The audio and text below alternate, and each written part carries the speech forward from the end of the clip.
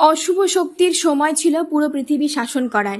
স্বর্গের সকলে বিচলিত হয়ে যুদ্ধের সমাপ্তি এবং বিজয়ের জন্য চিন্তা করছিল। একবার মহিষাসুর নামে এক রাক্ষস ব্রহ্মাকে খুশি করার জন্য বেশ কয়েকটি তপস্যা করেছিলেন।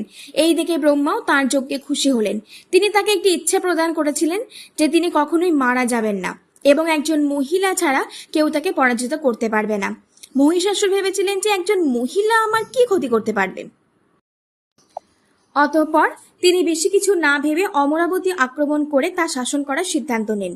পরাক্রমশালী অসুর রাক্ষস এবং দুষ্টদের একটি বাহিনী গঠন করে এবং অবশেষে ইন্দ্রের প্রাসাদে আক্রমণ করে। এখানে ইন্দ্র তাদের আক্রমণ করার সিদ্ধান্ত নেন। তিনি তার বজ্রপাত নিয়ে, তার বিশেষ হাতিটি নিয়ে বজ্রপাতের মাধ্যমে তাদের আক্রমণ করলেন, কিন্তু মহিষাসুরের কিছুই হলো না। তিনি ইন্দ্রের বাহিনীকে পরাজিত করে ইন্দ্রকে বন্দী করে অমরাবতীর রাজা হলেন। মহিষাসুর অমরাবতীর উপর রাজত্ব শুরু করার সাথে সাথেই ইন্দ্র এবং অন্যান্য দেবতা যেমন অগ্নি, বিশ্বকর্মা, নারায়ণ এবং বায়ু এবং অন্যান্য অনেক দেবতা বিরক্ত হয়েছিলেন। তারা ব্রহ্মা, বিষ্ণু এবং শিব এই তিন বিশ্ব দেবতার প্রার্থনা করতে কৈলাসে গিয়েছিলেন।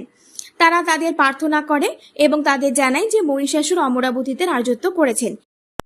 দুর্গা তৈরি হওয়ার সাথে সাথে বেশ কয়েকটি দেবতা তাকে এমন কিছু প্রস্তাব করেছিলেন, যেমন ইন্দ্র তাকে তার বজ্রপাত করেছিলেন, বিষ্ণু তার গহনা দিয়েছিলেন, বিশ্বকর্মা তার অস্ত্রগুলি দিয়েছিলেন এবং পাহাড়ের